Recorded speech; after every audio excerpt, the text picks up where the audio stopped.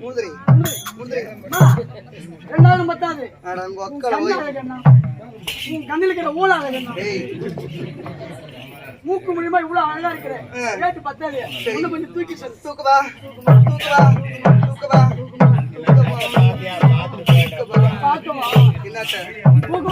டேய் ரேட் தூக்கி சொல்ல சொன்னியா அப்படியா